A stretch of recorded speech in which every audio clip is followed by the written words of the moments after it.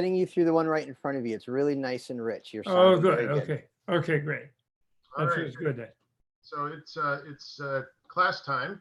Okay. Hello, everyone. I'm Menla's co-director, Michael Burbank, and on behalf of our entire staff at Tibet House US in New York City and Menla in the Catskills, I'm very pleased to welcome you to this evening's program. Tibet House US is the Dalai Lama's cultural center and Tibetan embassy in New York City, and Menla is our Catskills resort and healing spa in Phoenicia. Our mission is to preserve and present Tibetan culture in exile, from its medicine and healing traditions to its many yogas, meditations, and rituals, from its rich and profound psychological and philosophical traditions to its music and breathtaking art. Our motto is Love Tibet, and we welcome you to fall in love with Tibet if you haven't already, as we have, and help us preserve this precious Buddhist culture, which has suffered genocidal oppression for over 60 years. This evening, our co-founder and fearless president, Tenzing Robert Thurman, is presenting a special Q&A session on the Vimalakīrti Sutra, on which he gave extensive teachings over the past couple of months. He himself translated the sutra in the 1970s, has taught it countless times, and is thus an invaluable resource for helping us to plumb its philosophical depths accurately and with joyous hearts. Thank you very much, Tenzing, for spending time with us in this time to share your insights with us. So we have a few pre-submitted questions that Tenzing will answer first, and then we encourage anyone who has further questions to share them in the chat function in Zoom, and be sure to keep them as succinct as possible and use a question mark so it's very clear that they are questions. Right. And so thank you everyone for joining us, and thank you, Tenzing, and you can take it away. Okay, Michael, thank you so much. Hello, everybody. How are you on a Saturday night? And I hope you're well. And I am well, feeling tiny bit guilty about it, because we know how many people are suffering so badly around the world right now. It's really, really quite dreadful. And so actually when we feel well, we should not feel well. Because of that, we should, and that should give us more energy to try to think of what we could do about the whole situation. You know, compassion is really the key thing, but if you feel too awful yourself, although you can open in the mode of compassion, your compassion will not be effectual. So you really need, the energy of being joyful yourself enables you to deliver skilled, compassionate intervention in the world. So that's a key point that people often mistake, and they think somehow that you're supposed to be miserable when you're compassionate. And then people of course, and then they say, well, then when you're too miserable, you get disabled.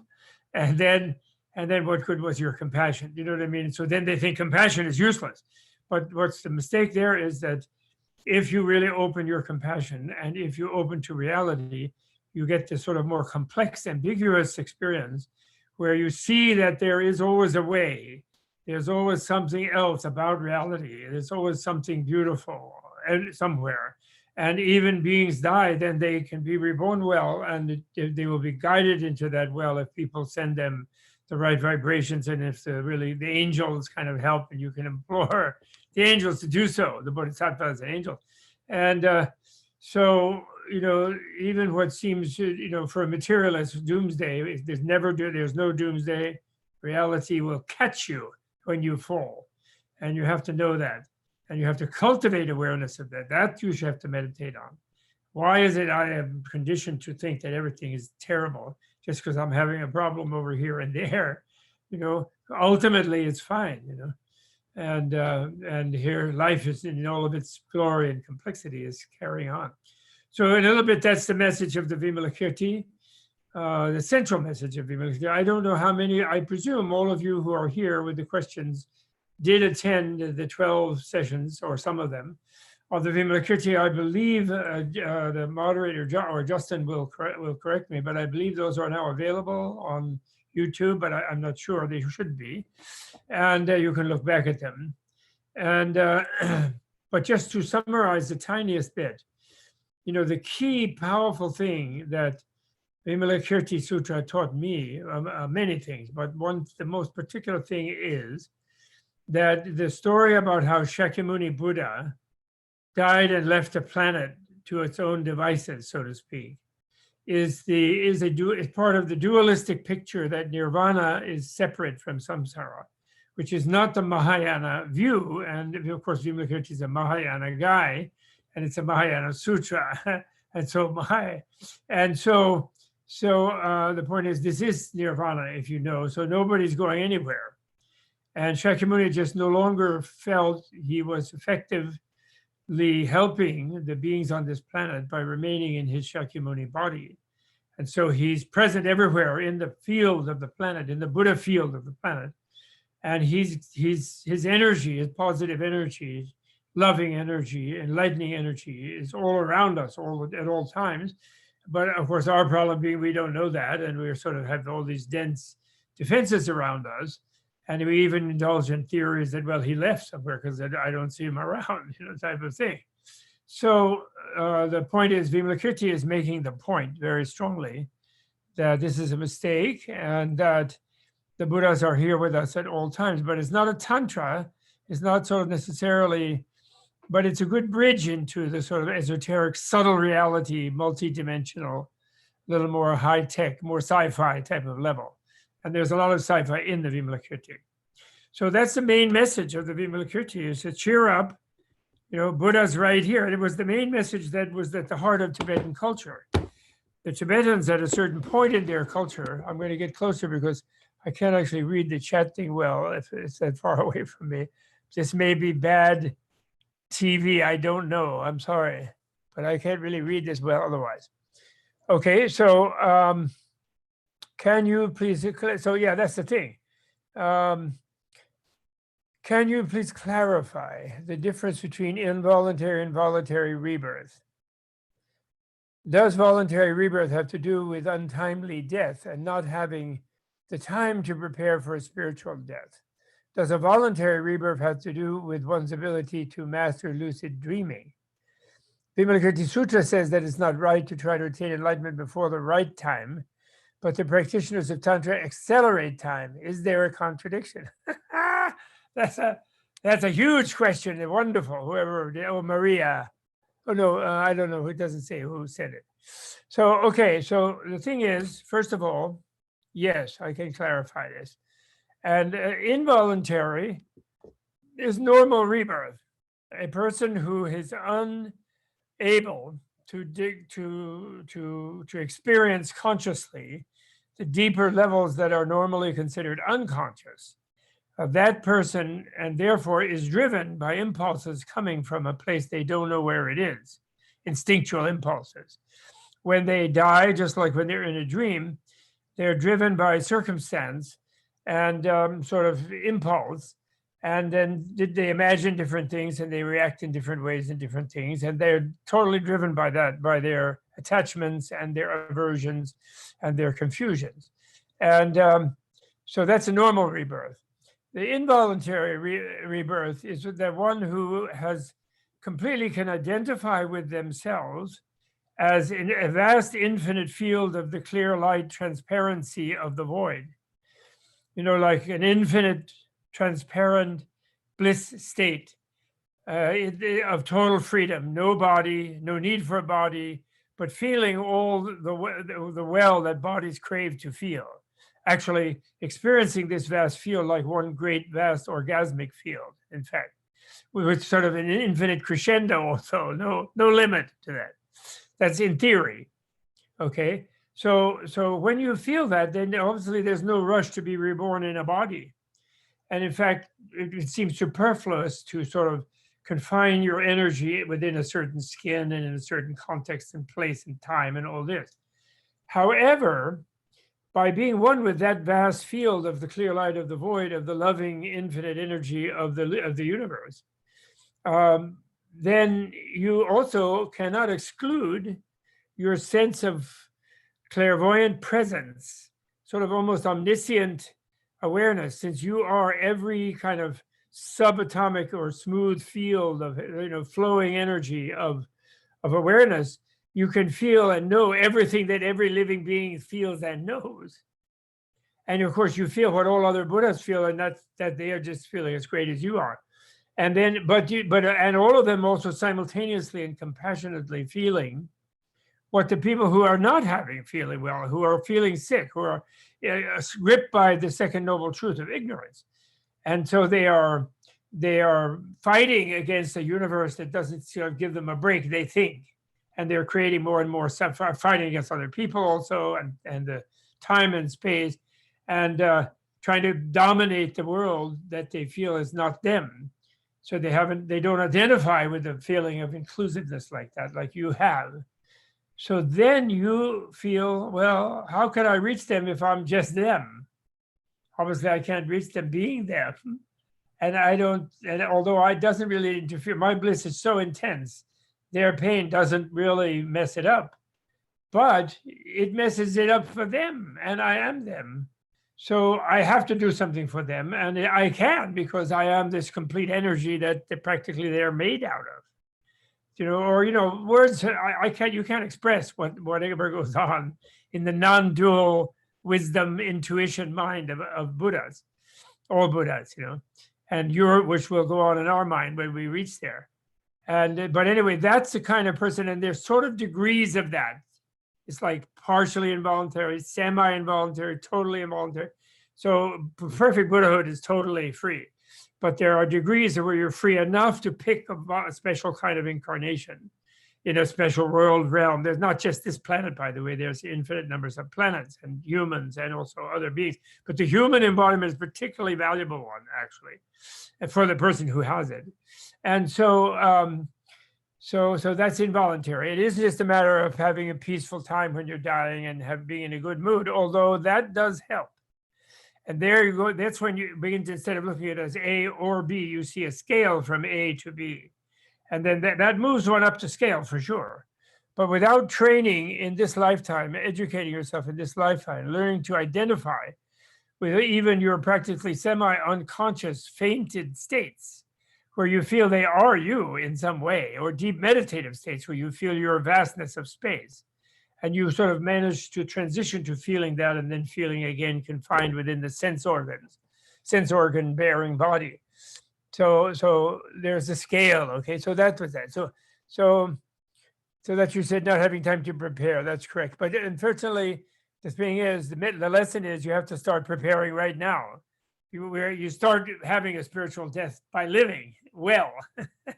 So you really make nice to yourself and others now, and because you're dying now. The clock is ticking. And then you want to be spiritual, meaning loving and compassionate, which is all that it means, spiritual. It doesn't mean woo-woo and with light shining out of your ears.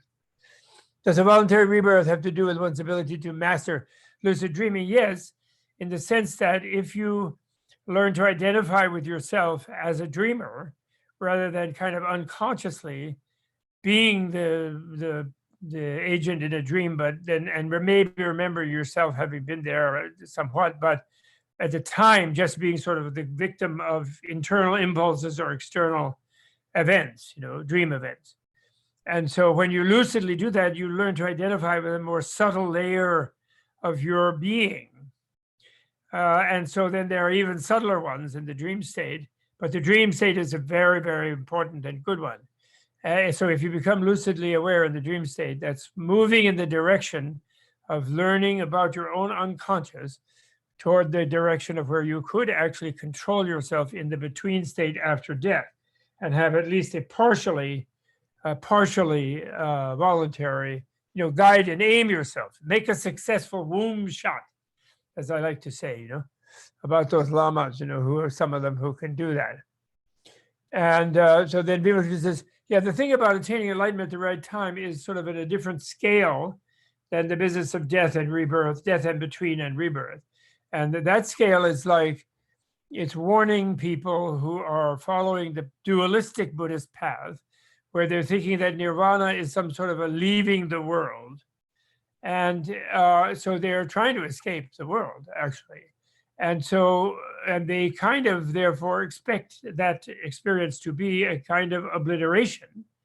And they're willing to obliterate themselves. They feel that they can plunge into the void.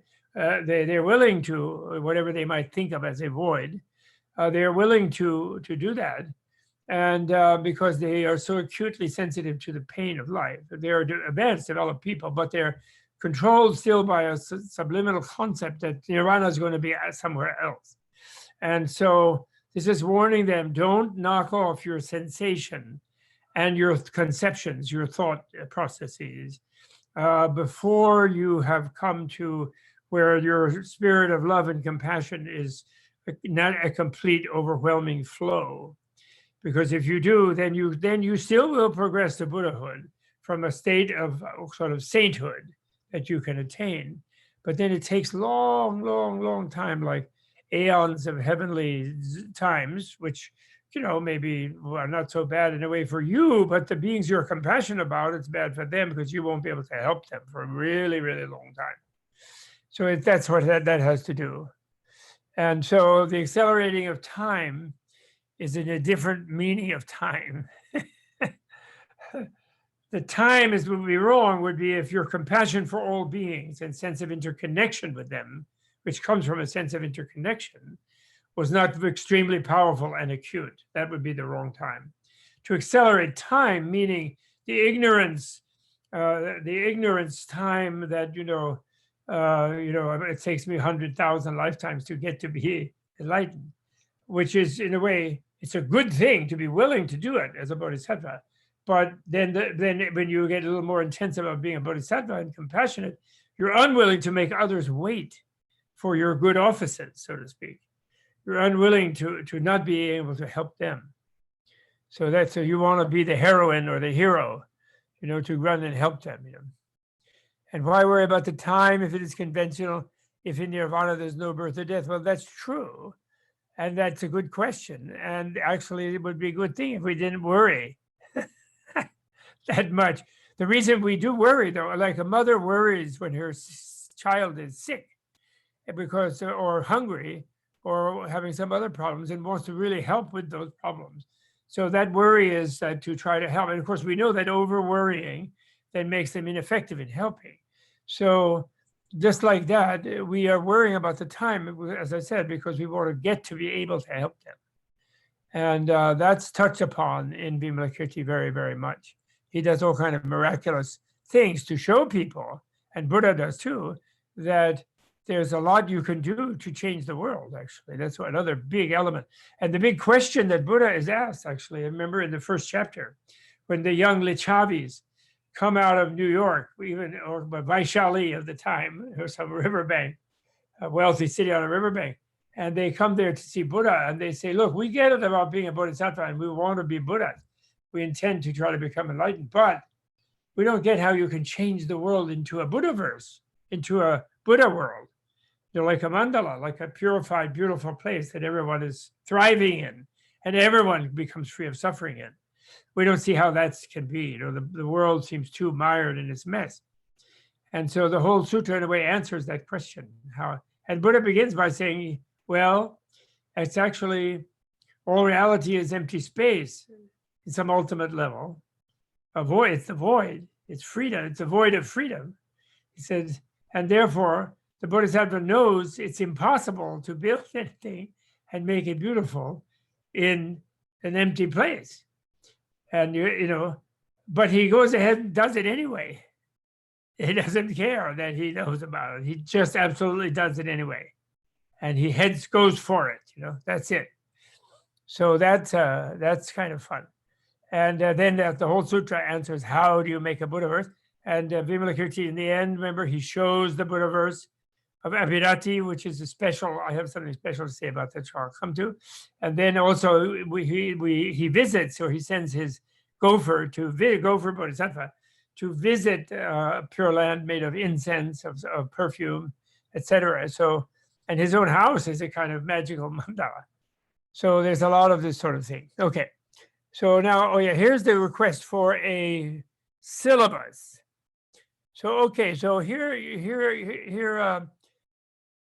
anybody who wants a syllabus of study, I don't want to waste time just listing things, should just send a note to the moderator or whoever you are communicating with, and then we'll make that possible. But on more general, in case you forget to do that, or it takes time to respond to that, I have an edX course put out from Harvard, edX, EDX.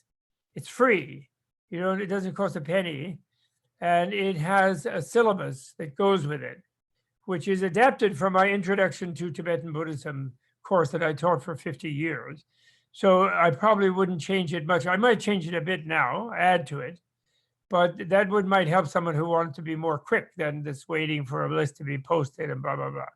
Is go to the edX thing and look at it, and it doesn't cost you anything. And I give some talks there, and then there's also some materials, and it was kind of done in a rush, but etc. But there will be a book syllabus there. There is a books to read, important things to read, and sections of books. Oh, and by the way, in that light, I am and did plan, and I sort of almost announced another 13-part series. I want to go one more than Vimalakīrti, which could have 100-part, because remember in Vimalakīrti chapter 6, it was called The Inconceivable Liberation. And he said that, well, that's 6 or 5, depending on which version you're using. And he said this is a drop from the ocean of the Inconceivable Liberation Sutra, meaning Buddha's discourse or manifestation. And he was referring to the Buddha Avatamsaka Sutra, which means the Buddha Garland Sutra, and which has been translated into English as the Flower Ornament Sutra via Sanskrit, Chinese, English, and by Thomas Cleary, a dear old friend of mine, who I lost touch with actually, but sadly, never mind, shouldn't digress. And I'm going to do a 13-part series on that, which I've never done. I've just done 1 or 2 lectures on it here and there, and I read most of it, although it's so huge, 1,600 pages in Tom's version, and I'm going to teach that. And I've arranged for people, unfortunately, that is not uncommon, free. You have to buy it from Shambhala, and there's no kickback going on here. You have to buy it, but I've gotten him to give a half price and a big discount on the ebook and a half price on the hardback, because it's very expensive. So, and if you can't do it, I'm going to read from it anyway, and it'll be fun anyway, if you can't afford it. But anyway, I tried to arrange that during the month of August, anybody who signs up on that, if I started it. So, and I will postpone that if I postpone the startup.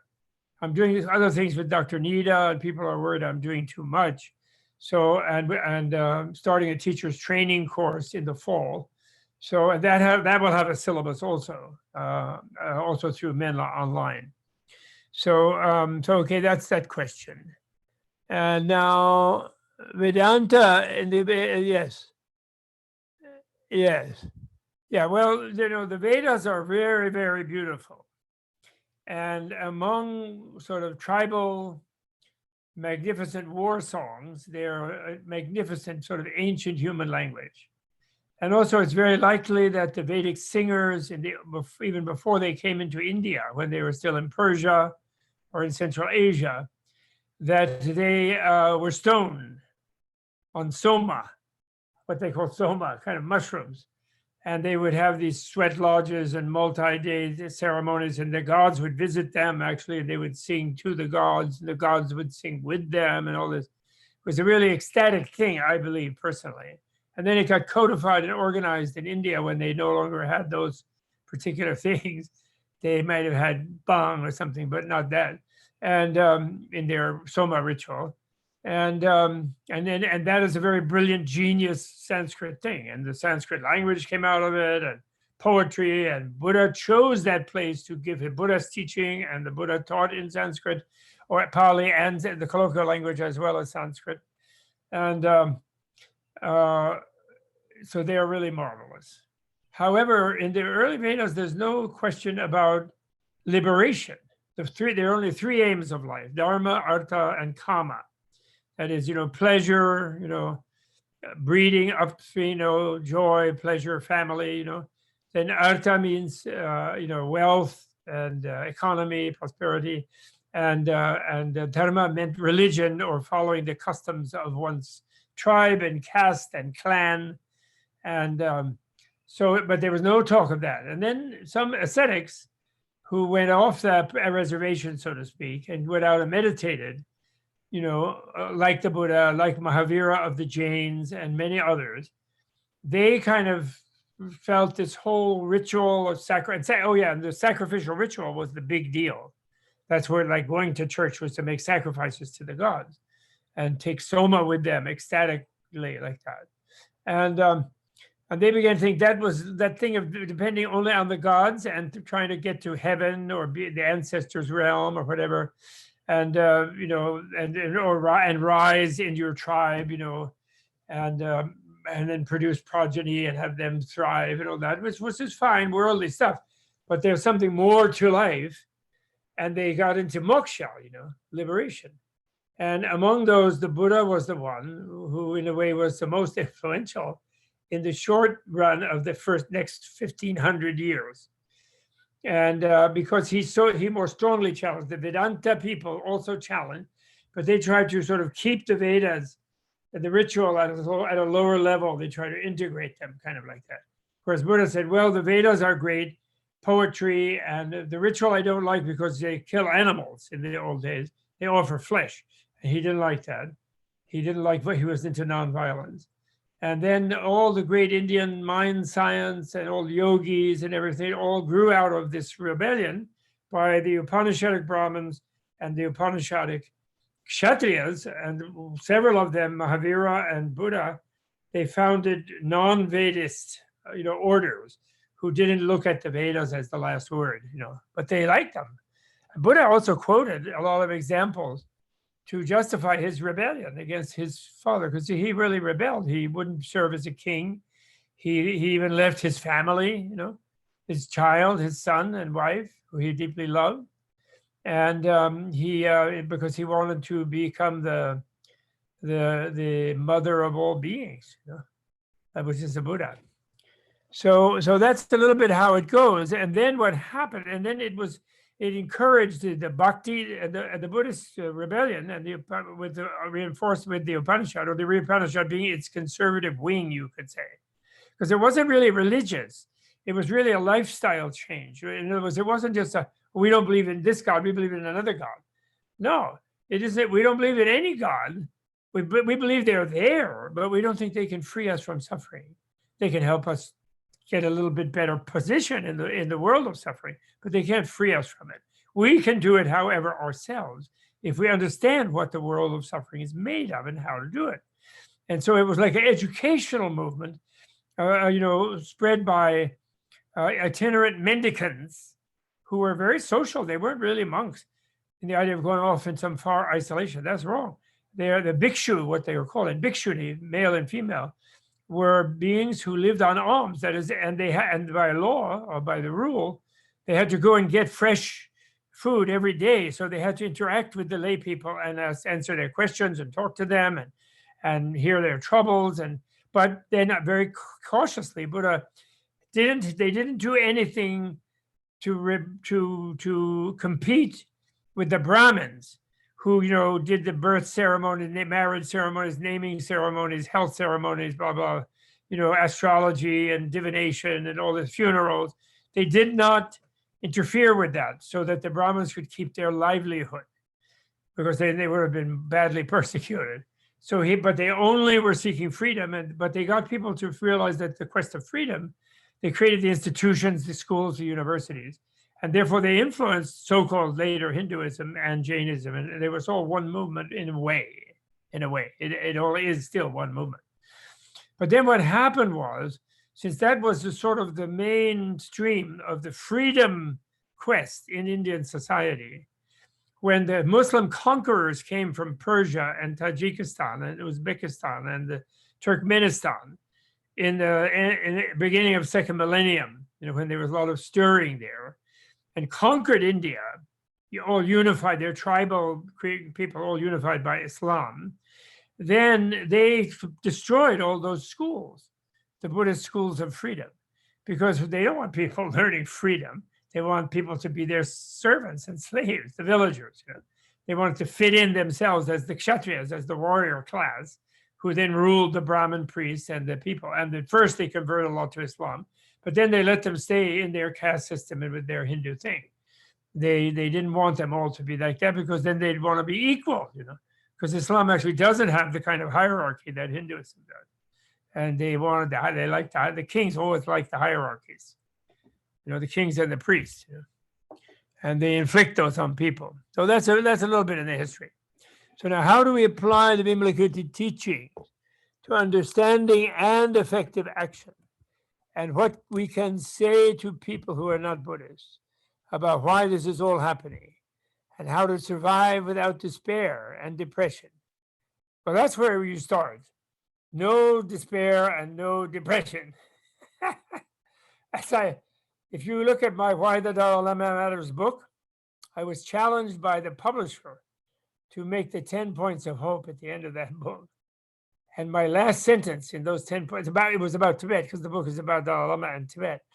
And if anyone would despair, he would despair. He was invaded his happy country with its imperfections. It wasn't Shangri-La, but it was pretty happy, actually. They didn't have a big mortgage to anybody, and they could go and be a monk and become enlightened if they were smart. And if they didn't, they could frolic around with the yaks, occasionally eat one, not sadly, and beautiful springtime, harsh winters. But, Tibet was not all snow passes. There were beautiful valleys and vast plains. It was wonderful. And it supported because they were nomadic, a lot of them, a very light population. So it wasn't crowded. And they were kind of free to start with. They had been vicious fighters and conquerors, so they were very strong and tough people, resilient. And then when they became the education society, with 20% of the population learning monks, although there were even some very ignorant monks too, but they were sort of on the pathway to learning. And then suddenly there's a bunch of goose-stepping communist troops coming to beat them up and make them slaves to another big modern industrial power. And they'd never experienced that in their history. They had conquered people in the past, their karma, like thousands of years before. Then they had become peaceful Buddhas, relatively peaceful. And then suddenly now they're to be enslaved. They're like cogs in a factory wheel, which is the awful thing that Marxist capitalism is just like any other capitalism. State capitalism, individual capitalism, equally bad. So then they've been enslaved for 70 years. People like him and they like Buddhism, but they don't help Tibet. Not people in power, not really. And they could have gotten in the past China to back off for sure, because China needed them. Now it's going to be tough because China is more powerful. But I don't want to go into politics. But anyway, so that guy, in other words, that guy would be despair. Now, what does he do when you ask him, how do we do this? He does not despair. He does not get depressed. In fact, he studies how his mind works, how his subtle mind and body works, and he gets himself feeling well. He builds the inner fire, the Dumo fire. He builds the inner human gut energy that we have.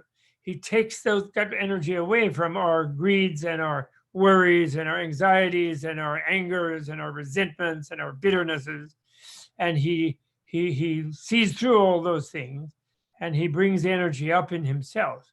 And then he turns that energy into like a nice toasty, like warm your hands in front of a fireplace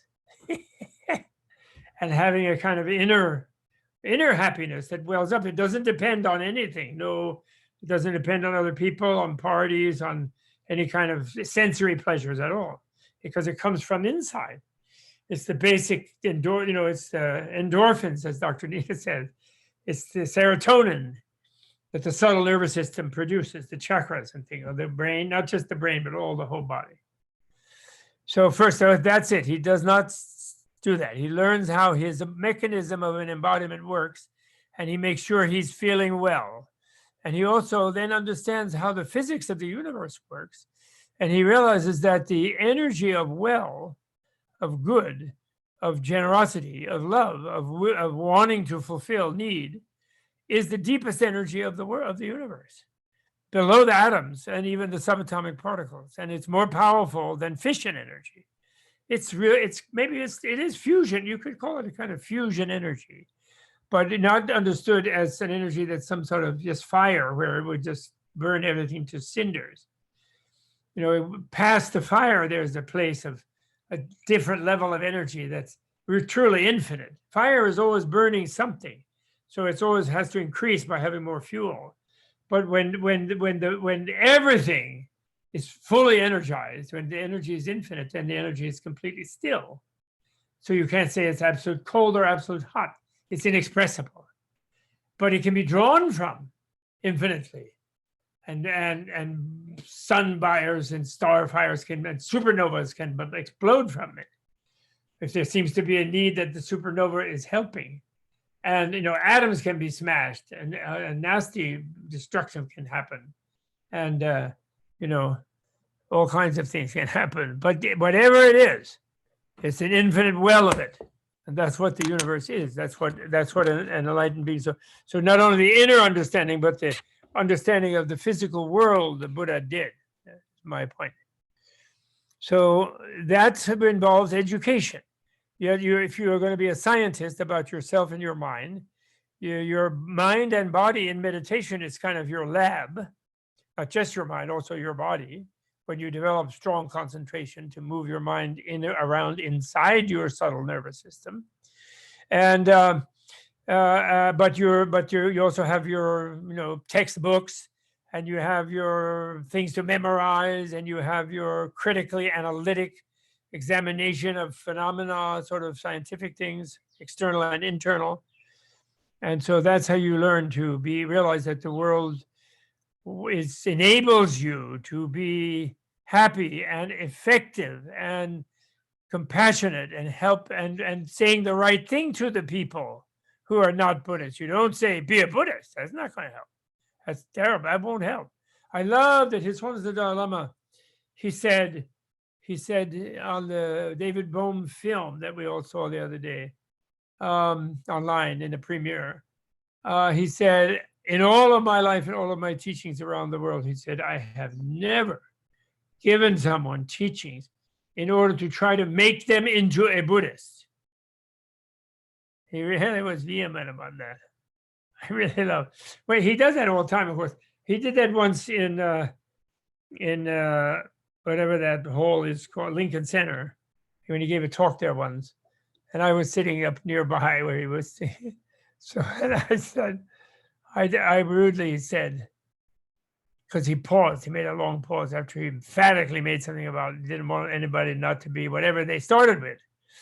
And then I said to him, but Your Holiness, please don't worry about me. I said, I'm a Buddhist, but I never was anything else. I said, so you didn't take me away from anything, and I did it myself, and I'm glad about it, but you didn't take me away.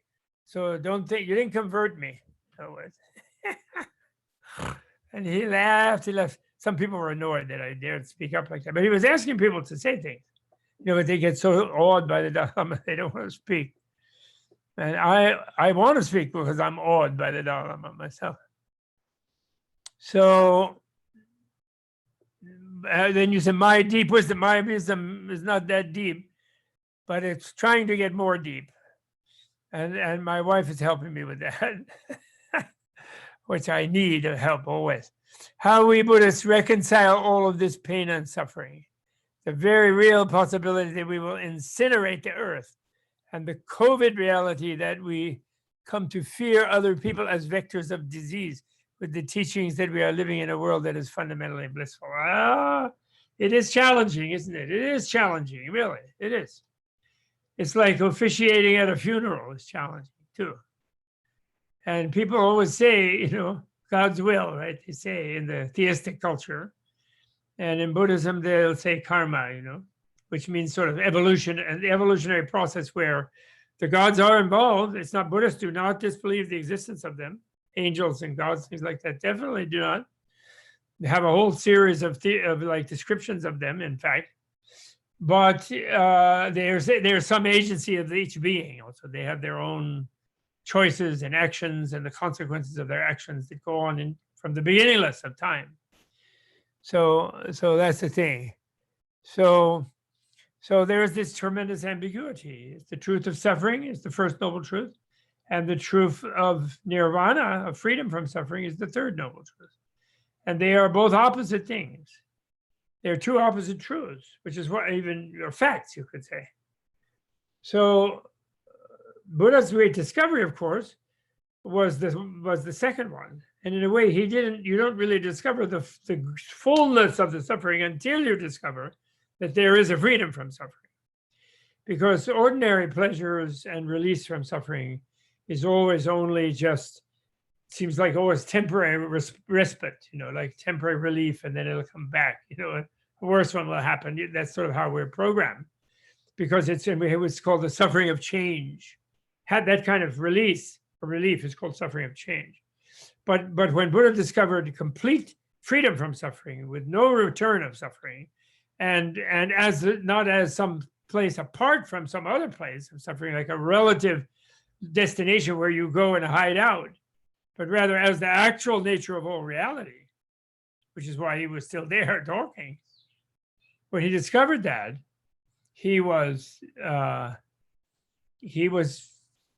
that's when he truly discovered the truth of suffering, because before that he thought, well, there are some good moments.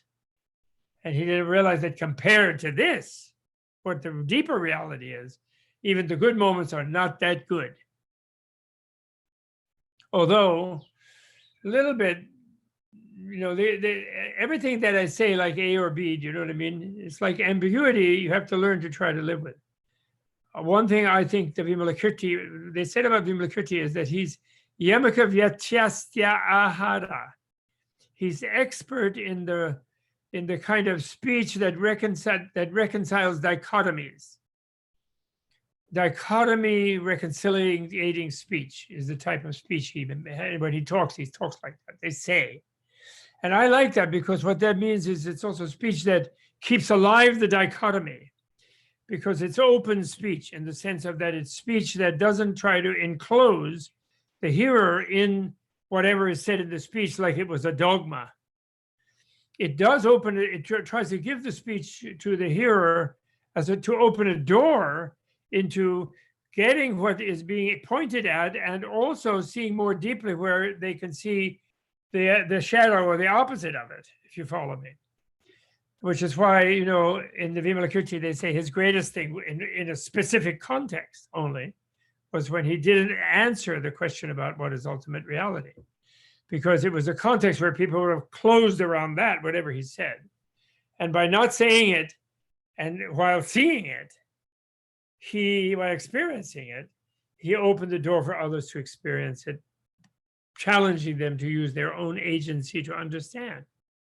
Because everyone has a wisdom of connection, because everyone is interconnected with everything already. They're afraid to fully let themselves feel it because of confusion. Okay, so anyway, here we are. You can see the COVID as very terrible, like the first noble truth of suffering in the world. It's a terrible diagnosis.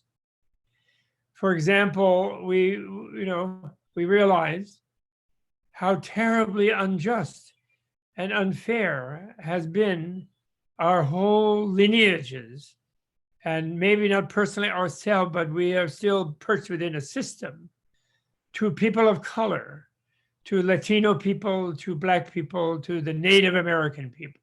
We're almost worst of all it's all equally worst. So they shouldn't compete with each other in that sense.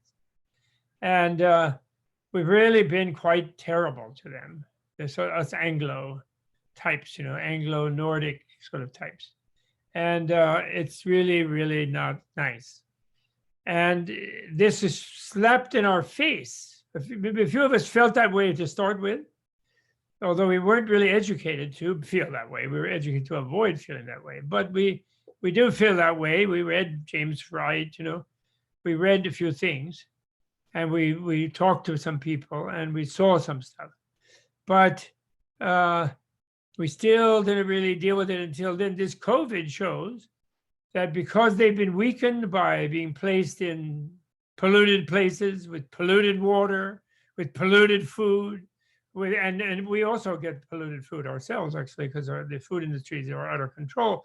But we also we can go find some organic vegetables somewhere that we tend to, or they live in food deserts, what are called, where they only have McDonald's and junk food, and it kills them in a horrible way, actually. And our doctors don't really solve it because they won't go after the big interest, food interest, commercial interest.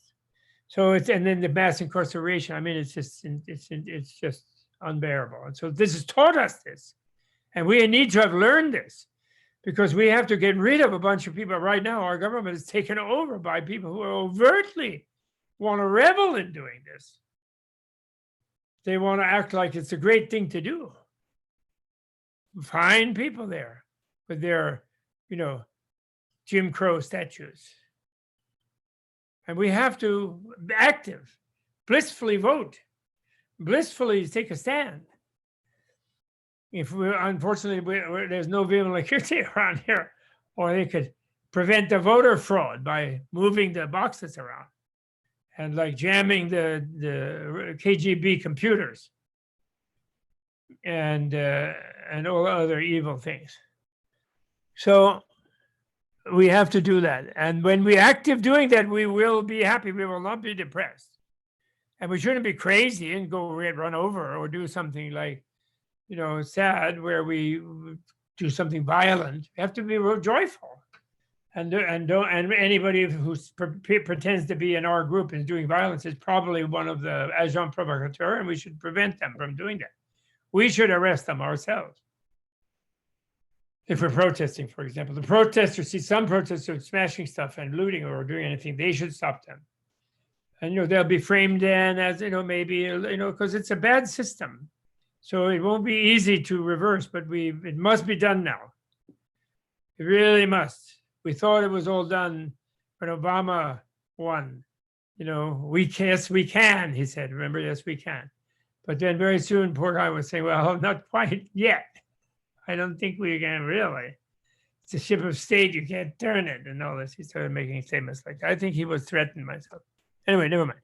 I'm sorry. Back to Vimalakīrti.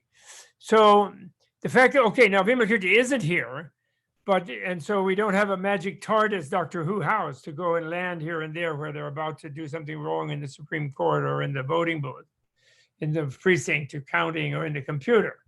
So we don't have that. But the fact that there are such beings doing such things in the universe, well, then we are going to just go ahead ourselves as if we had all the allies there were. Because one of the things that we get defeated by is we get to thinking that what we do won't matter, and it just won't count for anything, because one little thing that one little person does, it will be nothing. We think that. I do. We think that. Oh, it doesn't matter. So because mine is nothing. They'll all do it. Somebody else will do it. I don't have to give $3 to Joe Biden, because another 1 million people will give him 3 million. So I don't have to give him 3. So we get like that. And that way we put ourselves down, and and we feel bad. It is, maybe it's an excuse, but it doesn't really feel good to sit with it, in fact, at all. So knowing that there is magic in the universe, that there are miracles in the universe, that there's Jesus, there's Buddha, there's Vimalakīrti, there's Lao Tzu, there's Chuang Tzu, there's Saint Francis of Assisi talking to the wolf, etc. In other words, there are miraculous people in the universe, totally. And everyone, but it's more fun if everyone has a little piece of the miracle by just doing something. And you can't know all of them what they're doing. But if you do yours, then that's powerful. Then that's the key. The hologram, right? Hologram, the holographic vision of the universe, that's in the inconceivable liberation part of Vimalakīrti, although he doesn't directly. Yeah, and the Buddha shows it at the very beginning, where he shows everything in a big giant planetarium, everything interconnected with everything. Actually, in the first chapter, he does. So it's called the jewel net of Indra, where everything interreflects with everything else. So if you have a thought in your mind okay, I'm going to do something about something. I'm going to give $5 to the UNICEF for the kids in Yemen, or, whatever it is. I get all this stuff on the internet. I'm going to give $5 to the candidate in Kentucky to defeat Mitch McConnell. And then our mind goes, well, a lot of other people will give it, and maybe I should do something else with it. And then I don't. Okay. But then if you really think about the miraculousness of the universe, the morphic resonance of your mind copping out of doing that or dropping out of doing that when you had a momentary kind of oomph to do it, that reverberates subliminally in the minds of millions of people. And it adds to the wave of despair and sense of impotence and sense of inability and sense of this and that. And it's like that. And then whereas the tiny little, okay, I'll do it. It's a little much for me, but I'm going to do it. Then when that happens, and that little bit of generosity moves, then that creates a wave where millions do. And one can even think, that's called the Samantabhadra method, where you feel you are in the holographic universe and you're just one little atom. And what you're doing in that little atom is reverberating in infinite atoms around you and other minds being around you. And it's called totally good. Samantabhadra. He's a special bodhisattva who always does everything like Ant-Man, and he appears in many, many submolecular universes, because in the Buddhist world, this holographic worldview, every atom of this universe has many universes in it. If you go super micro, super micro, it has many universes, like whole planets and solar systems and galaxies and things. Every atom of this universe. And yet it works as an atom in this universe in its exact place and reflects all other ones. And they all also have. And then the whole thing, because we can think itself as just an atom in a bigger one. And that was the one where Vimalakīrti and Manjushri brought the thrones. Remember, in the Inconceivable Liberation, they brought those thrones that were 34,000 leagues, that's 10 miles tall. And to sit on them, you had to feel you were 4,200,000. That's right, 4,200,000 leagues tall. So I'm talking like big, really big. So there is that kind of thing, and therefore then you can get caught in the thing, which I did years ago, but I found a solution. Since I'm so good at wishful thinking, I'm told by people, and maybe whatever. But there's also infinite bad guys, demons, maras. They're also infinite. Although in Vimalakīrti, he says maras are bodhisattvas. The head demons are always bodhisattvas, challenging the other bodhisattvas to be good and to be, Buddhas, to do really great stuff under tremendous challenge. The Vimalakīrti says that at one point. Remember at the end of chapter 6, I think, when Mahakashyapa is lamenting how he just can't deal with he has a certain reality sense that is too limiting for him, in other words. So Vimalakīrti wants to shock him, right? So he tells him that. So I said this is, you see, the bad guy. That's why the really bad guys are not actually the head devil. So the bad guy is just out.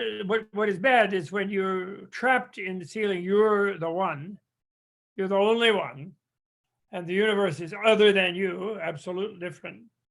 And so it's you or the universe, and you're in a state of battle. And in that state of battle, you're always losing, because the universe is always more than a self-defined, self-limited one. And so the bad guys are the ones who are trying to do that, and they're trying to dominate whatever area of the universe they're in. So they're using others and hurting them and conquering them and dominating them and doing that. That's what the bad guys are. So they're driven by energy of one person's wish. But the good guys also used to be like that bad guy. And they feel sorry for the really bad ones because they're getting more and more shut off from their connectedness, which is where you draw all the real true life energy and the joy. And so they feel all the feelings, even of the bad guys. And even though the bad guys are expressing it in a way that's making it worse for them, the enlightened one feels that. So the enlightened one does it for everyone. So they draw energy from the need of infinite others. So in a way, the bad guy are an infinity times 1 to the power of 1. They're just an infinity. Whereas the good guys are an infinity to the infinite power, because they also incorporate all the bad guys. By the way, did you remember the Matrix? At the end of the third Matrix, and I'm not that big a fan of the second and third. I really love the first, but overall it was so awesome. Anyway, all 3 of them. But in the third Matrix, the way that Neo defeats Mr. Agent Smith, if you may remember, is that he's really kind of very beaten up, right? And then Agent Smith plunges his fist into him. And of course, it's in the Matrix, so they're all made of pure information. They don't have coarse flesh and blood bodies. They're information, although they've had terrible bangings and crashings, but it's the deepest level of the power of information, a flow. Remember, he plunges his arm into Neo's chest, remember? And then Neo starts to look like he's going to look like the agent. And lots of everybody else is looking like the agent, right? He replicated himself everywhere. So that's the infinity. And then the reverse happens, which is that Neo, with his good intention, starts to change the agent into Neo with a good intention.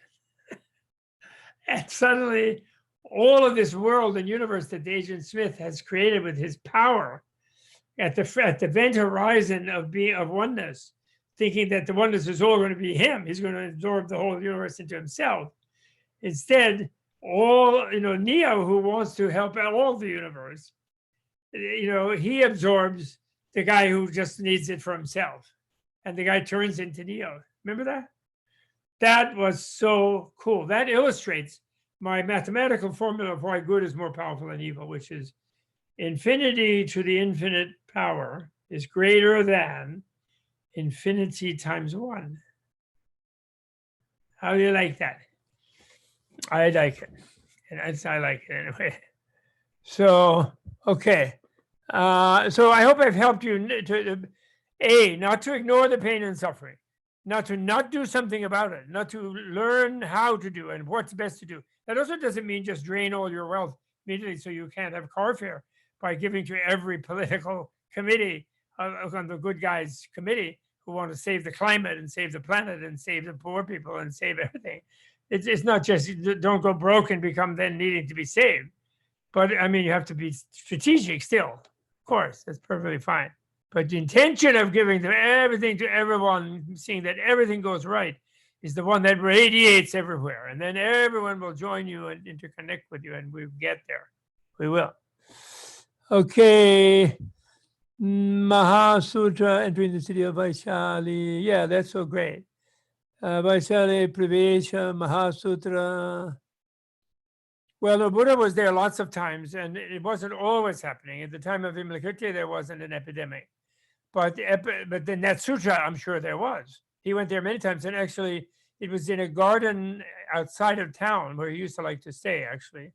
Sort of temporary monastery with a movie star who lived there, Amrapali, famous courtesan, which was like a movie star in those days, in that culture. And he taught the medicine Buddha mandala in Vaishali, basically, but just outside of town. And the tantras, and of course Vimalakīrti says he's doing tantras in his house. And so Vaishali was really a big place, It's like kind of New York of the time, more than Rajagriha, where he also stayed, or Kapilavastu, where he also stayed, or Koshala, where he stayed. So, okay, Shravasti. So he had these different places he stayed. Thank you, though. Thank you for that, Joel and Michelle from Hawaii. Then from Luciano watching on YouTube, is it true the Buddha first taught the Avatamsaka? Yes. Well, that's the tradition. And the tradition is, even in Theravada, the tradition is that after Buddha attained enlightenment on that morning, he manifested unexcelled perfect enlightenment. He, at the pre-dawn moment, just before sunrise, that he spent 49 days in retreat, kind of just enjoying himself. And then he decided he would go teach in the regular society, and he went to Varanasi and Sarnath, and he taught the 5 ascetics, right? The 4 noble truths. That's the story. But the Avatamsaka Mahayana Sutra says, during those 49 days, he taught all over the universe, especially the different heavenly planes, the 6 realms of the desire realm, the realms of the various 16 or 20, the 16 realms of the realm of pure form, of Brahma-bodied form, which are above that, and then even to the formless deities in the formless realms. So he kind of taught everywhere. He went in a kind of triumphal parade, victory parade, all throughout the universe, other species. And of course, he sent minions and his own emanations to all the hells and tempera empidem and the animal kingdom and the hunger and thirst spirits, spirit beings. He did all that, but the main thing is he teaches at every heavenly level, 52 different levels of becoming a Buddha, not just 10, but 52. The famous 10 stages are 10 out of those 52, but he taught 52. And then the third part of the sutra, so those are the first 2 parts. In the third part of the sutra, he and Manjushri find a young yuppie from, I don't know, I don't think he's from Vaishali, he's from the south, but I forget actually what city he's from. And then that young yuppie, he goes around with the guidance of a Manjushri, and he meets 52 teachers. And each one of the teachers around India in the sort of human plane, and each one of those teachers around India is a master or a mistress, there's female ones as well as male ones, of one of those 52 levels of teaching that the Buddha teaches, the Buddha has taught in the first part. And so that happens after the 49 days. I guess that happens simultaneously to the Buddha starting the monastic order in North India, that he travels in the south. This Sudana is the name of the yuppie, of the young Setiputta, a banker's son, merchant's son. Because Buddhism always liked merchants. He actually did like business and wealth and prosperity for people and exchange and trade and things like that.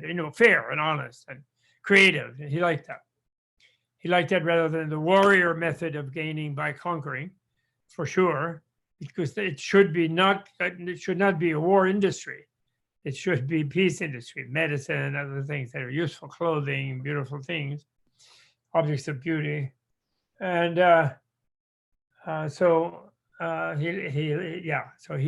how those were the people in different societies that reinforced the Buddhism. They liked it. And Buddhists liked the merchants very much. So he was a traitor to his own warrior class, Buddha, in that sense. So anyway, that's roughly what happened. So it is like the fresh, and that's why it's so visionary and visual, and it's so beautiful. And it's just what radiates out of it. You're just feeling yourself like one with everything in the universe in an effective, loving way, where you're the mom of every being in the universe, but you can do something about every one of the babies that's suffering, which doesn't mean you didn't discover omnipotence, because if you did that, then we wouldn't be even here. The world would all be bliss, palpable, experienced bliss by everybody. Nobody would not experience bliss. And if he was omnipotent, but I call it omnicompetent. And you feel you can work it out wherever it is. You can make the best of everything. And you can get everyone to where they most want to be with the most effectiveness, and where everyone most wants to be, truly speaking, is the Buddha themselves. So they can all feel the way you do. And you know that and there's a zillion beings from beginningless time who are also already Buddhas and doing it. So you're joining the winning team, you could say. That feels good like that too. It doesn't mean Buddhists are a winning team to make everyone a Buddhist. That's really have to understand that. It means make everyone educated to be wise, to be loving, to be happy, to be compassionate, to enjoy their beautiful, fantastic earth with their wonderful flowers and plants and foods and animals and everything, air and earth and water and fire, which is all pure. It's a field of joy around being that understands what it is and feels fully alive and interconnected to it. And among the beings who have the capacity to do that, the human form is most precious. And animal forms that are getting close to human, like mammals, etc. Who, the mammal is the one that has the baby inside the body, so they have a subliminal teaching that you are not just your body, and even that you don't own your own body, and it's a gift to others too. Even body is a kind of itself a gift, if we understood what it is. Okay, so that's what was that. So that's true. He did teach that. And then there's the link to the edX course for those who want the syllabus. You can also listen to it if you like. It's free, but there's a syllabus there, I believe. I put my syllabus there. I hope. If I didn't, come back and complain. I want to know. They're supposed to have put it. It's called the Indian and Tibetan River of Buddhism. Actually, the great Lama Govinda, who was really one of the great Western Buddhist teachers, I believe, in the old days, before there were many great lamas as there are now. Before they were existing, but they were not yet published here and there in languages you can read. And he said that the Dharma is like a river, and therefore scholars they just grab one cup of it, and they say, "Oh, I analyzed this cup. Oh, that's what Buddhism is." What they can hold in this little cracked cup, but it's a big giant river, It really is. Okay. So send these links. Sariputra gets. Well, no, Sariputra doesn't get a bad rap. Okay, that's a good question. Sariputra is great. He's the foremost of the ones. Everybody loves Sariputra. He's so good that he's the one who exemplifies the dualistic mind professionally in the Mahayana Sutras. And because he's very respected by all the mendicants and the nuns and monks and the lay people, everybody likes Sariputra. He's an excellent, wonderful, kind, marvelous, saintly person, and very enlightened also, and a great teacher. But he still has this, he did at least, have the idea of that nirvana is somewhere else. So the way you could put it technically from the Mahayana psychology point of view, he has still an instinctual feeling of conviction about the reality, the material reality that he sees around him, and about the non-material reality that he imagines that's somewhere else, which he thinks of as freedom and release and nirvana. And he's even had a taste of such a reality. But he only thinks he sort of postponed staying there until he dies, and that's the end of it all. So he has a little bit had it. But he's so wise, he actually comes to understand emptiness and the non-duality of samsara and nirvana, of course, again and again in all of these sutras. But he always keeps, expressing what the ordinary people think and feel. He's all very rational and very super honest. And he's perfect, And I'm sure when he gets there, he'll be saved from being there too long by some tantric dakini. And she'll accelerate time for him in a mandala, get him moving. I'm pretty sure. So that's the thing about him.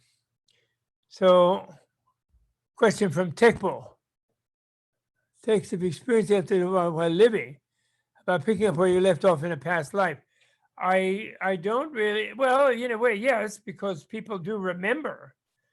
There's a wonderful book, two wonderful books called, there's one called Journey of Souls and another called Destiny of Souls by a Western psychologist who was used light hypnotism to get people to remember previous lives. He was that kind of, it isn't Brian Weiss, it was another one. Michael Newton was his name. And he retired, and then he had many patients remember their Bardo experience between several former lives.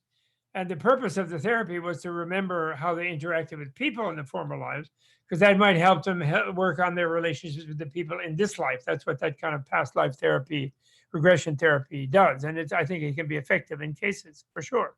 And he certainly was successful in his work.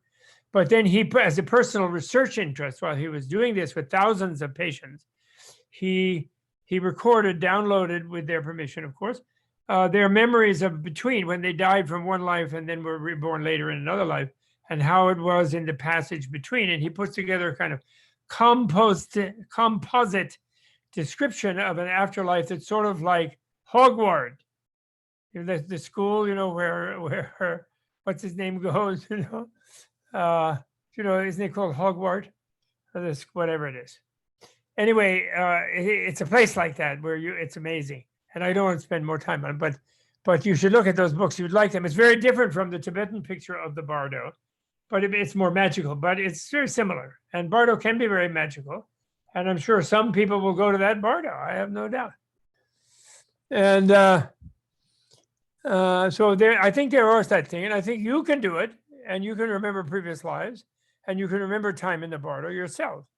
And if you develop more steady concentration, one-pointedness of mind, and what you do is you then, when you have a stronger power of concentration, practicing shamatha, mindfulness and this kind of thing, but then get a strong concentration ability, you then put that ability back and start remembering yesterday and the day before, and everything that you ever learned and everything that you ever did.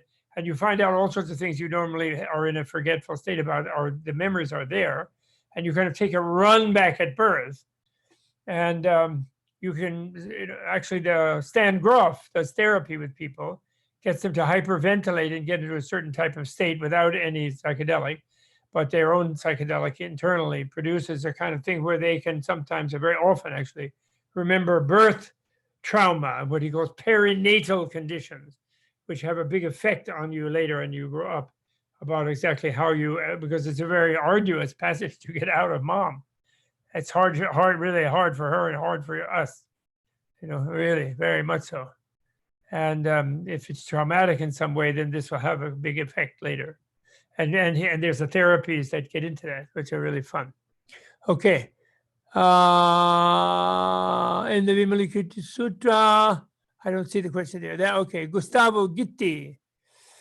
Love from Brazil. Oh, good. Oh, good. Oh, that's nice. Well, I'm glad you studied it. Someone should translate into Portuguese. I'll help you. I'll work with you. I do have a Spanish translation that I'm hoping to get out soon. And someone did for me, and Jane King, wonderful lady. And I've got to find her too. If anybody knows about Jane King, who lives in Tulum or something like that. I think, I'm not sure where she lives. I was a friend of her sister particularly, and then her sister died and we lost track. That's 50 people. That's so wonderful. I'm so happy to hear that. But I really like to see it in Portuguese. Obrigado. Molto obrigado. Baba Chakra. Oh, but behind me is not a Baba Chakra. But this is not about Vimalakīrti. But in a way, Vimalakīrti said he does this sort of esoteric thing in his house. This is a painting of Kalachakra two-dimensional mandala of the three palaces that they make a three-dimensional huge building out of. This is the painting of the initiatory mandala. And I had it painted in 1970, and I had to get permission from His Holiness, and written in blood practically, and swear I'd never show it to anybody, and et cetera, et cetera. And then I brought it back with me as a treasure in the house, and I've had it with me ever since. And then, but only about 7 years later, it was people were wearing it on T-shirts. I mean, not from this painting, but from there. I kept it as I had promised. But it became very well known because His Holiness taught that, gave that great initiation, so many grand initiations, so many times. So that's it. How do you? Okay, I will. From Gustavo. Okay. Oh, so that's quickly that. Well, it's not Baba Chakra, it's the mandala. Okay, then Pete Ricard. True relative truth is a very refined insight of relative situation.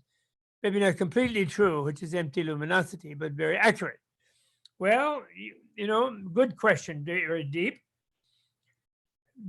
All relative truth is in a sense superficial truth, in the sense that it is illusory and it is on some ultimate sense untrue.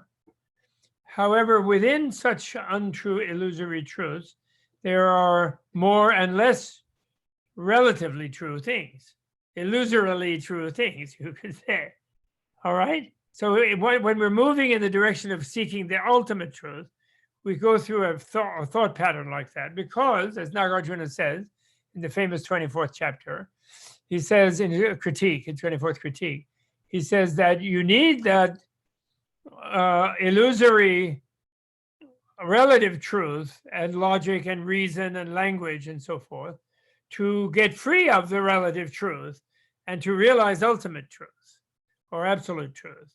And then then people argue with that, and then he says, well, it's like when you want to spin a stick to create a fire in the old-fashioned way of fire sticks, then the stick, then the pieces of wood burn. They rub against each other, but then they burn. So there's analogies like that. So yes, so you said, and refined insight is correct, and the refined insight means by using reason, critical reason, which is why, in a way, in ultimate experience, you know, in Buddhist epistemology about reasoning and sense experience, direct sense experience, including direct mental sense experience, they're very smart about that, and they realize that that conceptuality interferes actually with sensory experience, including mental sensory experience, and so it sort of limits your experience by because your brain, you immediately fit things in through your concepts into what you pre-expect to be there, so you don't see every deeper dimension of it, and you don't completely touch it. In other words, you separate yourself from things with it. And so there's a big emphasis on transcending conceptuality. But the point is, you have to use it to transcend it.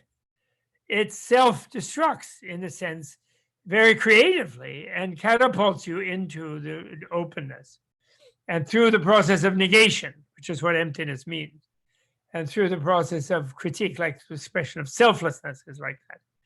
And so this whole thing about throw away your reason and logic and throw away language and don't learn anything and don't think anything and just empty your mind, that will create a stupid person who will go duh. And they might feel a little relief feeling duh, because they might become less aware of stuff, just kind of just tranquilize themselves all the time. But they're harming, they're imprisoning themselves that way of not really breaking free. Because really breaking free means the last thing that you break free of is freedom. In other words, the last thing that's empty is emptiness. So emptiness is not some place that, you know, you said empty luminosity, but there's no place empty luminosity. There's a way of seeing this as if there's by finding the energy flow within the atoms that make the seemingly hard physical, even metal shapes and objects. You know, there's a way of seeing it all like through a lens of empty luminosity, for sure, and that's a very valuable to shift from solid encounter to empty luminosity. Yes, but that level is also illusory. That's also a level that is contrasting with the previous seemingly level of solidity.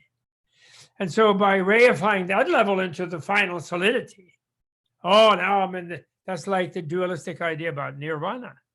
So now I've escaped from everything, and I'm so happy. And well, I don't really have to feel guilty about not having brought Mom along, or little Charlie, or little Amelia, because in a way I'm not really here either, and I can just think they're really here themselves later, But in a way, there's a disconnect there. And so the deepest emptiness is the emptiness of emptiness. And the emptiness of emptiness is then a double negation, which means that the illusory superficial, the surface of everything, is no different from the empty luminosity. They're all a sandwich. They're not a sandwich, they're a complete merger. And when you realize they're a complete merger, then you're just as released as you might feel in a moment of release of empty luminosity. And even that release would be endless and infinite. So it wouldn't be boring. And yet, it might be frightening a little at first, like a roller coaster, but it wouldn't be boring. But that is on the surface too. And it then enfolds on that surface all of the denser, horrible hot fires and sharp points and knife blades and crushing weights and all of the things with, the way the hells are described. And the worst possible sensory states and mental states. And yet all of that is this empty luminosity too. So, and yet it's itself for anybody who thinks it is, who's stuck in that. And you feel that, and you see, however, nobody is ultimately stuck in that. Everybody has the openness somewhere. And so you resonate with that openness, and then you know how to resonate, because you can be just the mom that is needed, or you can be the talking parrot that goes oh mani padme hum, oh mani padme hum, or you can be a driver, or you can be a mysterious stranger who says something funny, or whatever. Or you could be a devil who pokes somebody in the rear with a stick to get them to wake up, or whatever. But whatever is just best and most opening for anyone. And you can totally see that clearly in that state. So you realize so there's the selflessness of the personality. And they say it's the experience where you have a feeling as if your face fell off. Zen have great expressions, they do. Real Zen does not teach you just don't think. It teaches you to analyze and create doubt, where it's like a mountain on top of your head. The doubt that which comes only from intense reason clashing with the ambiguity. And it has to be, and then the enlightenment there is reconciliation through love, through wise and loving experience. Okay, so that's a little on that. So then, question from Gustavo. Talk a little more about the practice vipassana. Oh, well, I did. Yeah, the way you invent the nature of the self is there's a very deep thing. This is in the Vimalakīrti in his How to Console the Invalid chapter, where he talks about who is it who has the sickness. And then you pretty soon realize that I that says I am sick, that I, you can't even find the I. There is no I that owns the sick, And, then you have a kind of, you sort of become open inside. It's like you peeled the onion and then there's no core. And so sickness kind of still there, but you don't own it anymore. It doesn't own you. And that's a personal selflessness. And then the next one is objective selflessness, where the sickness as an object, like the virus, as an atom or a molecule, bunch of molecules, or a table or a piece of bar of metal or a lump of gold or a dog shit, all of it comes to pieces. And again, you find no core in it. If they're all there relationally as parts and pieces and parts and wholes and all, and you analyze it in every different schema that you can mobilize. And the great Nagarjuna and company Chandrakirti, Buddhapalita Chandrakirti, Atisha Tsongkhapa, President Dalai Lama, the unbroken teaching of this. And they have a lot of, schema, analytic, like microscope lenses that you use, like the 27 critiques of Nagarjuna, of course, still stand as immortal, really. Or the Buddha's Prajnaparamita, Transcendent Wisdom Sutra, stands like immortal, And but then it just gets unpacked in different eras in different ways. And so so you do that, and it's a gentle process actually. And you can do it all the time, and you don't have to be sitting and you walking around. If you get like that where you're always thinking about it. And the beautiful thing I like is where even you see something seeming solid as if it was intrinsically real in front of you, like the screen or something, then you know that because you saw it, you related to it, so it's actually only relatively real. Because it seemed not relative to you, it seemed like a thing in itself over there. That was how it related in an erroneous manner. And that's called the mirror wisdom, where seeing them wrongly confirms the depth of seeing them as emptiness, relativity, indivisible, or bliss void, indivisible, or freedom bliss, indivisible, to put it in different levels and layers, but it's that basic idea. So that's a little on that self. So if I was to touch my toe, unfortunately, I can't do that. All I do is I'm old. I'm 80 years old. My toe hurts. I just don't have that ability like he did. That's why. I mean, I want to. I will one day. Okay, I promise. In some Vaishali in the future world, the universe, or some place, some Woodstock, some New York, some wherever, New Delhi, Sarnath. I promise I will someday, but I can't do that right now. But we can all do it. You have to do it by reading it and imagining and thinking, wow, there is a being. Actually, what was that? Gödel Escher Bach. I think Dennett helped that guy, and the other guy was named something, who wrote that book. They have those great thought experiments in that book where, you create a mind, a computerized thing where you inhabit a robot, that it does something undersea, or it goes in a radioactive place or something, and you're sort of in the mind of the robot, and then the robot does whatever it has to do, something you couldn't do in your ordinary body. And in a way, that's a kind of an analogy of what's called the Nirmanakaya, the body of emanation of a Buddha.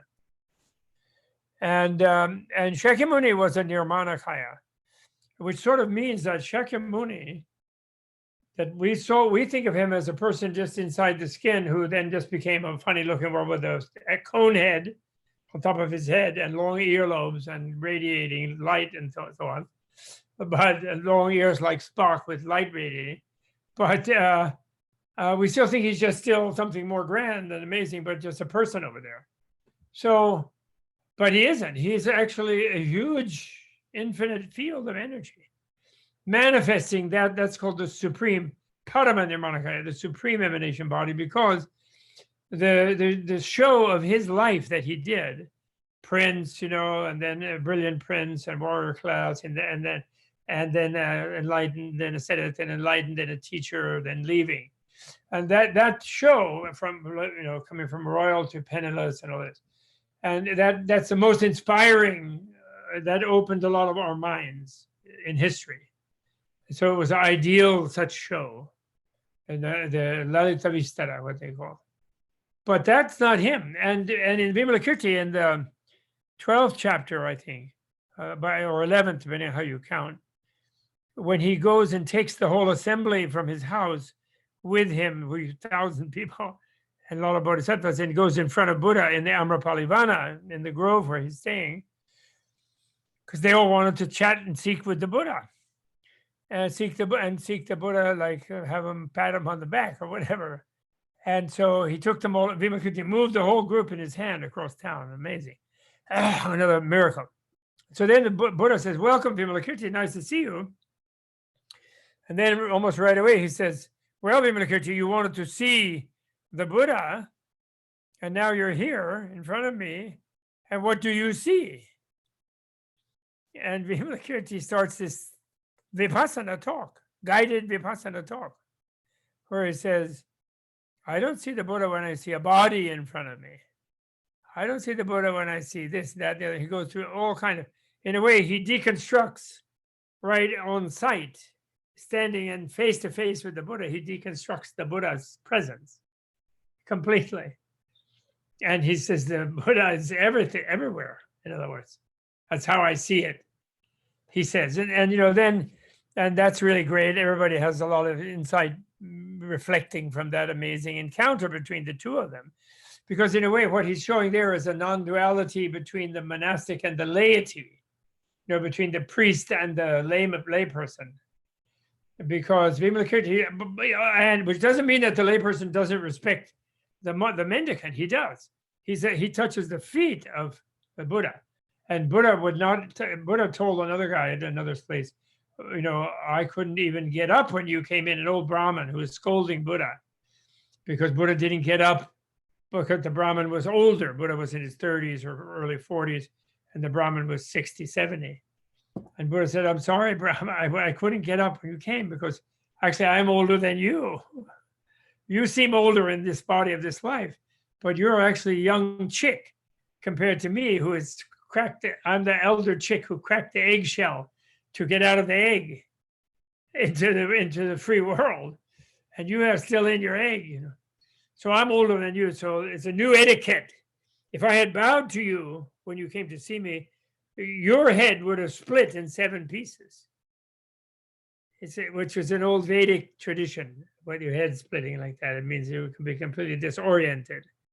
And what he meant by that was that entering the Buddha's presence is entering the field of a different kind of being, which field completely enfolds you right away, rather than what Tibetans call that mountain, this mountain. You know, the other guy's over there and I'm over here.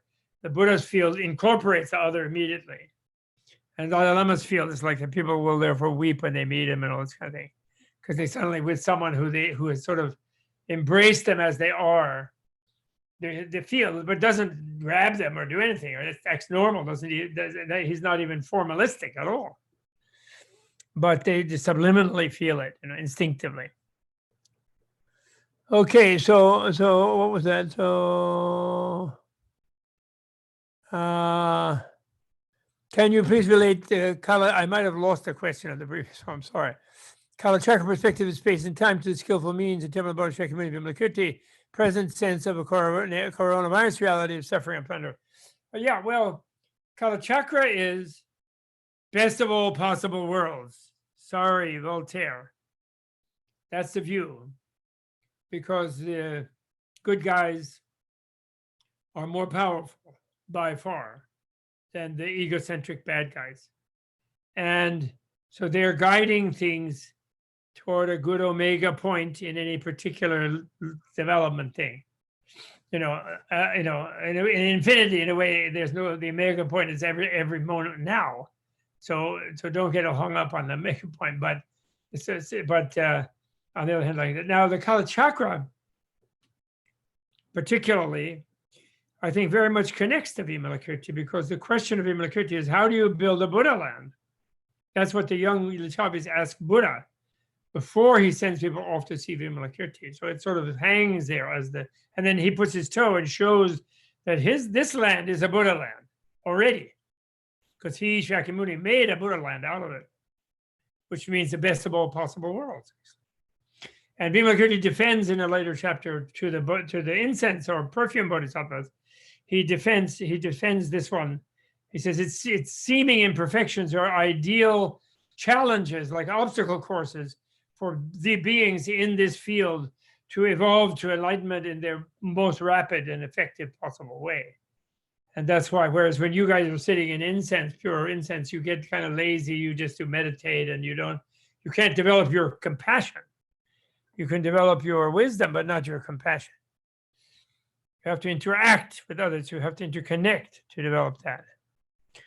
And Kala Chakra is the explication, the explicit showing of Buddha having a historical progress in mind, a grand narrative, a grand evolutionary goal, which is very contrary to the regular culture in India of the time, which said we were in a dark age and the gods were this and the Great War had occurred and there's blah, blah, blah, But every conservative hierarchical society has such a worldview because they always want to say that the next future is going to be worse than the past. So therefore they want to cling on to the past.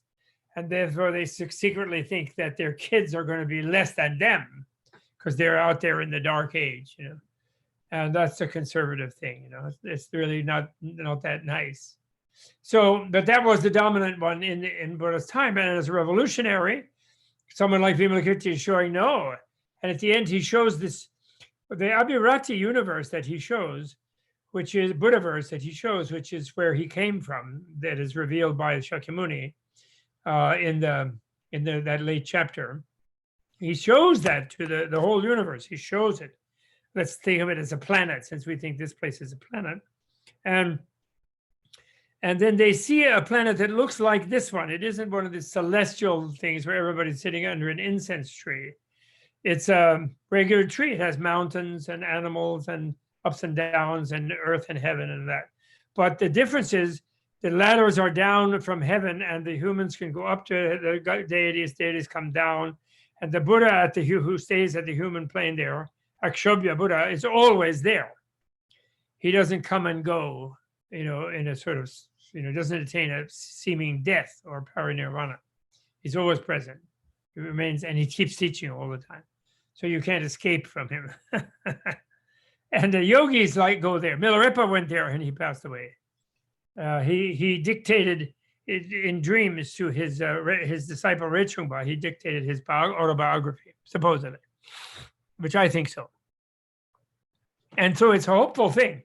It's like even this planet could be a paradise. It's like he's hinting in the Vimalakīrti. Whereas the Kalachakra says it is a paradise. And it's just a time thing.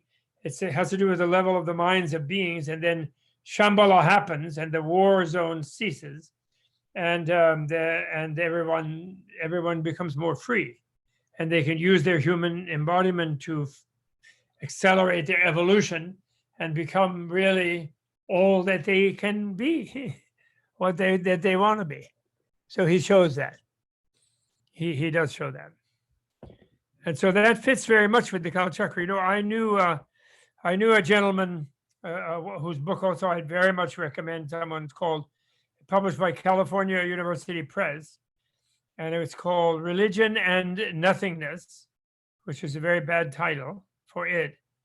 But never mind. But it was written by a Japanese philosopher called Keiji Nishitani, Nishitani, Keiji Nishitani, and he passed away a few years ago. I met him when he was in his 80s. I think it could have been 90s almost. He was so nice, but he smoked too much. But that was that generation. But he still lived into his 80s or 90s. But anyway, he was very deep in his understanding of emptiness, and he'd come from Zen. But then he encountered, because he was a Western philosopher actually, as well as this new Sanskrit, some Sanskrit. He's friends with good strong Sanskrits. And then he realized Nagarjuna's thing was just, lay waste to Western philosophy, or not really, but it was ahead of Western philosophy, but in any way, it's where Western philosophy is going very closely. And, deconstructionists and Wittgenstein, people like that. And, but one thing, he was still stuck in that idea that the Buddhists lived in cyclical time, that things just went round and round, because he thought Buddhism was fitting into the Indian, the universe arises and collapses and then arises and collapses and all this, a big bang, big crunch sort of routine. And when he heard about Kalachakra at a dinner party in a Japanese restaurant in Kyoto, he literally almost passed out with joy to realize that even within emptiness, you could design a kind of evolutionary time, and you could sort of cultivate it like a gardener. growing fabulous plants, in exact conditions, and that you could shape the lives of vast numbers of beings in a certain kind of ultimately positive evolutionary environment. That there couldn't even be, not that he necessarily believes that that's the case, or that maybe it's not the case. Maybe I'm just making it up, or maybe some guy in India 1,000 years ago just made it up, or some people in a country called Shambhala just made it up. And they're all nuts, could be. You have to figure that out, verify. But, trust, but verify, But anyway, the theory is that that's what Kalachakra is doing. And Kalachakra is Shakyamuni Buddha. Shakyamuni Buddha, when he was teaching transcendent wisdom on the Vulture Peak in Rajagriha, simultaneously he appeared in South India and Andhra Pradesh in the form of the male-female Kalachakra. And he taught Kalachakra to some people who came from Shambhala who also spoke Sanskrit. So it's some kind of a North Asian, I don't know, like settlement and some other continent. It was on the continent above India. If you think of the mountain, the North Pole is the peak of the mountain, and that try to fit those cosmologies a little bit together. And so nobody knows exactly where Shambhala is, but no one can find it until a certain time in history. Anyway, that's Kalachakra. So that's a sort of, it was a little bit secret because people can be frightened if they think that, and some people could misunderstand the best of all possible worlds, the way the people that were being ridiculed by Voltaire in his book Candide, they misunderstand it to think that, well, whatever happens, it's just fine, and I can just go and throw myself off the cliff, or people can beat me up, or, well, it's all fine, it's all the best of all possible world, and I'll have my reward in heaven, and I don't care about what happened. So that would be a misunderstanding. And the other misunderstanding is it is so awful that there's no way it could be aiming. And there's no redeeming factor. There's no silver lining. There's no silver lining playbook, David. My friend David. There's no such thing, and they become despaired, and they become, too sad, and so that it was kept quiet, and they fit into the cosmology sort of in a more creative way in the cosmology, which is too lengthy to go into all the different versions. But the whole point is, you see, Buddhism is not a doctrine. It's not a fixed theory. It's not a dogma. There's no dogma. It is an educational process for people to open their mind and their experience and their heart. That's all it is. It's really the best school. And it should be part of any decent person's education, in fact. And it would not interfere if they wanted to believe in God, under any different particular name, or in the Tao, or even in, good energy, good vibrations, whatever it is, or just love, It wouldn't interfere with whatever that was, and whatever all those lasting teachings that have been taught to humans by great leaders and kind people, kind and saintly and intelligent people. All of that would be better gripped through this education. It's like psychological, how to develop your own mind and heart, to be open to using it the way Jesus, Krishna, Rama, Lao Tzu, Buddha would want you to, Mahavira, whoever, Guru Nanak. One of my favorites is the Sikh Guru, Guru Nanak. So that's what the Kalachakra thing is. Very positive historical thing. I used to argue with Tibetans because it's supposed to be 400 years off still. And I used to think it would be next week. And I want it to be next week. And I'm into wishful thinking, which is very stupid of me probably. But anyway, the nice thing is 400 years from now, will be next week for somebody, and it will still be there in some form, and may we be there in a form to remember that we were here in this form, hopefully. I hope so. Okay, I don't know how long we're supposed to go, but I'm happy talking to you. I don't know about the I really love to do, but I don't know, I might wait until the fall because I'm doing a teacher training starting in September, which is a long-term thing with a great yoga teacher, and with some other visiting ones. Michelle Lowe, who is the yoga space in Portland, will be my partner in doing that. Possibly also my son will help us. He's a yoga teacher, Robert Thurman. Possibly also former student John Campbell, who's an Ashtanga, also adept yogi. Possibly my colleague and peer, the great Richard Freeman and Mary Freeman, that great yoga couple. They might help and work with us. And then I'm doing Buddhist part, and I'm going to try to bring Thupten Jimba and a few other nice teachers into it as guest visitors into this teacher training. But it'll be a Rick study thing. It'll be a little bit like the free course, so you can take the free course. Because it requires subscription. It will, that teacher training, and it will go on for several years probably. And so to have be going on the Avatamsaka while that's going had me kind of thinking about the flower ornament. Maybe, my wife said that's too much. You should maybe combine them in some way. But I like to do the totally free. I like the whole teacher training to be totally free too, but my co-teachers think it's better. It'd be professional, and then people will get yoga. They could open a yoga center if they get it. But it's called Vajra Yoga teacher training, so it's a kind of fusion of Buddhist and Hindu yogas. The teacher training will be. And we're not gurus. We're not going to be gurus. We're going to be Kalyana Mitras, which means virtuous or spiritual friend. Kalyana Mitra. So it isn't a kind of big authority guru. We might invite, if we get us to a certain stage in that teacher training and some people decide that they want to really go further, then we might invite actual lamas who might initiate people and be gurus. When you use them, meditate them as gurus. But we're not volunteering for that. I'm personally, if anybody wants to think about me, and just think of me as an emanation, an imperfect and semi-conscious only emanation of His Holiness the Dalai Lama, Shakyamuni Buddha, or whatever, and I might make mistakes that he doesn't, so I'm very imperfect. I will definitely make mistakes that they wouldn't. So that's all. But the reason I'm bringing it up, I'm sorry, I wouldn't have even brought it up at the end of this time, except that for those who want to do the Avatamsaka, which I will do soon, I'll try to do before I croak anyway. I'm 80 by Tibetan count now, soon. My birthday is in a few days. And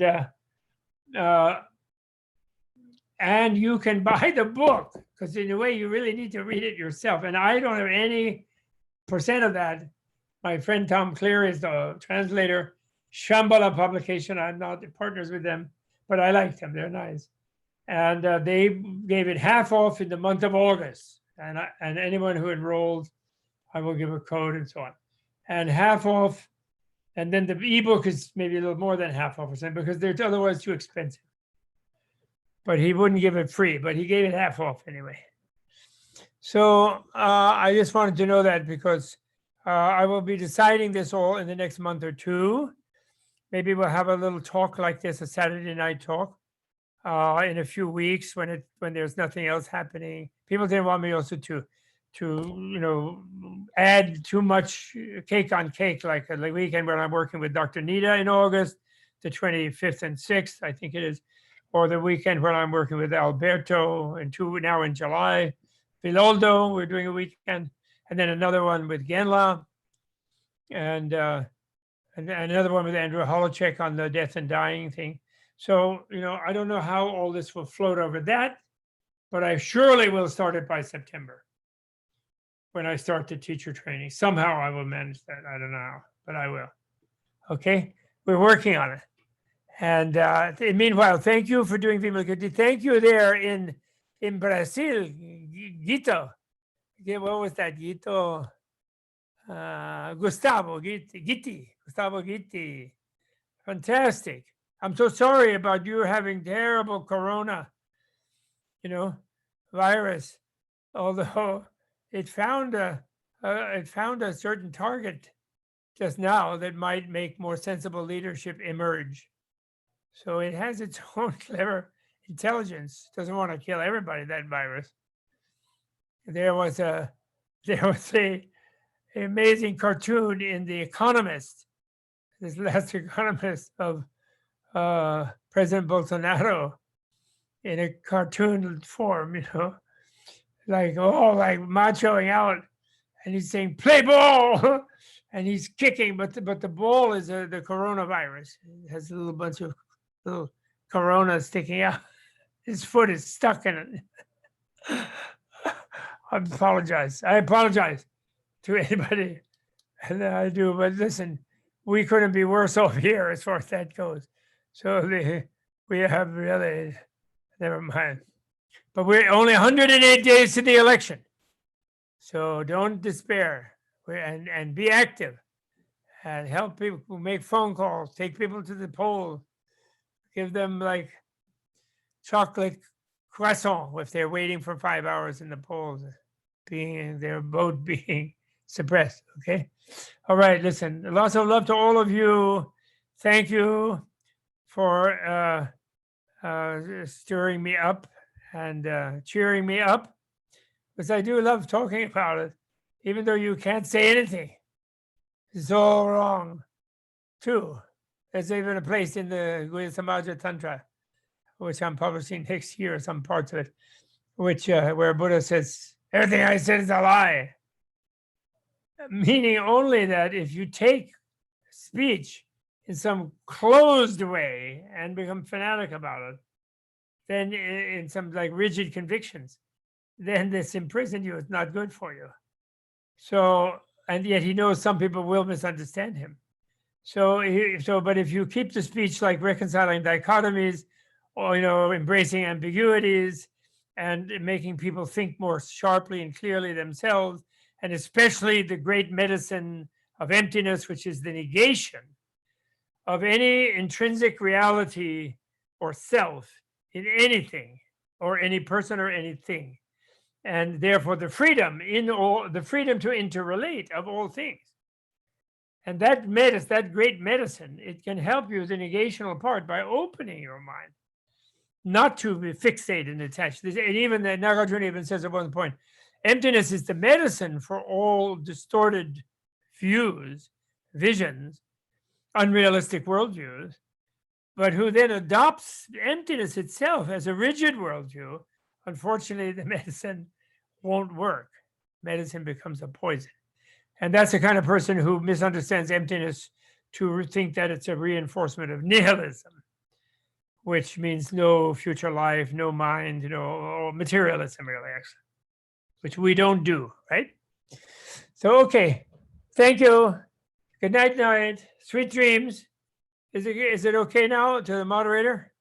Are we done? Yeah, we're great, Professor Thurman. Maybe a dedication. We're getting requests from the YouTube That's audience. right. Okay.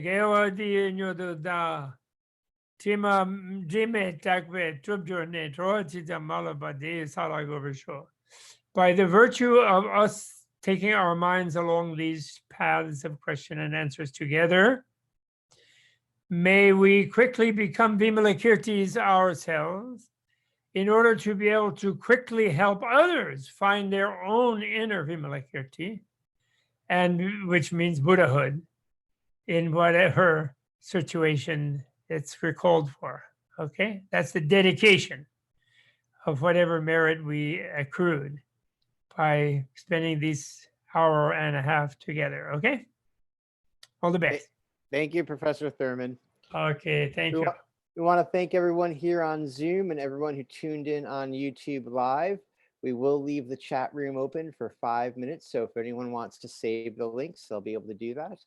My name is Justin Stone Diaz, and I'd like to thank you for tuning in. And if you need to reach us about any technical issues, please reach out to us. I'll put my email in the chat links. Yes, thank you. Actually, I should say one more thing that they always do on TV, and that is I should thank the engineers, thank Mike Burbank for introducing me and helping arrange this, and thank Justin Stone Diaz for being the engineer. And in the Vimalakīrti, I think we also had the help of Wyatt, I forgot his last name, but everyone knows him as Wyatt, and of Amber, and particularly thank them. Okay, all the best. Good night. I'm leaving. Good night, Professor Thurman. Thank you, everyone. And if you have any questions, please feel free to reach out to me directly on email or on social media. I am listed as Justin Stoned on most platforms, and I help manage all of our social media. So if you reach out to us directly, I can get back to you. Thanks so much for tuning in, and we'll leave this room open for another 5 minutes.